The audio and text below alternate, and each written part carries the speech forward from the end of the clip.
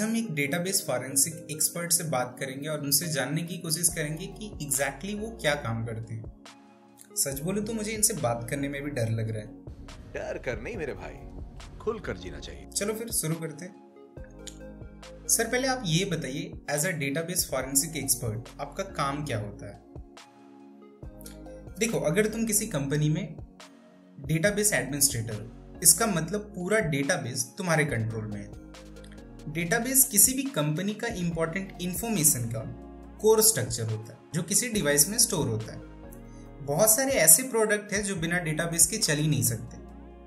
पर जरा सोचो, अगर किसी कंपनी का डेटाबेस लीक हो गया जिसमें कस्टमर के डेटा स्टोर रहते हैं, तो उस कंपनी को उस वक्त कितना नुकसान पहुंच सकता है।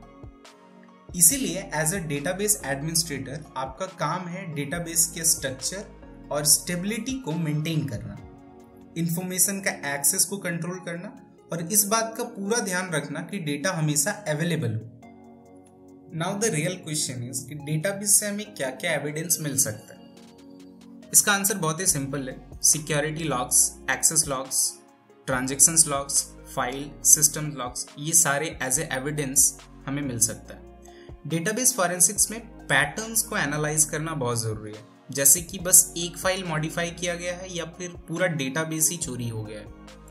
पैटर्न एनालिसिस में सबसे इंपॉर्टेंट होता है वाई को फाइंड आउट करना, एग्जैक्टली ऐसा क्यों हुआ।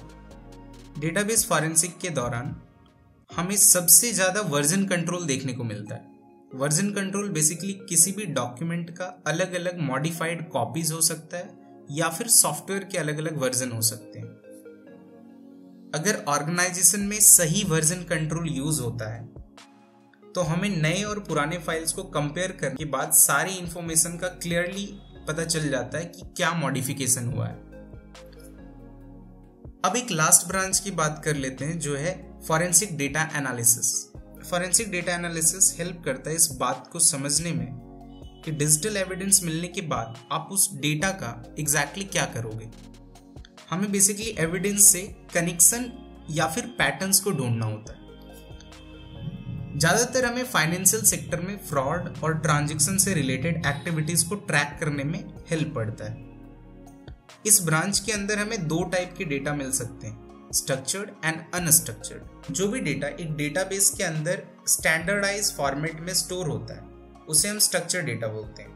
स्ट्रक्चर्ड डेटाबेस को समझना इजी होता है, इसमें हम कीवर्ड्स और फ्रेज को इजीली फाइंड आउट कर सकते हैं। लेकिन वहीं दूसरी तरफ अनस्ट्रक्चर्ड डेटाबेस इसका पूरा ही अपोजिट होता है।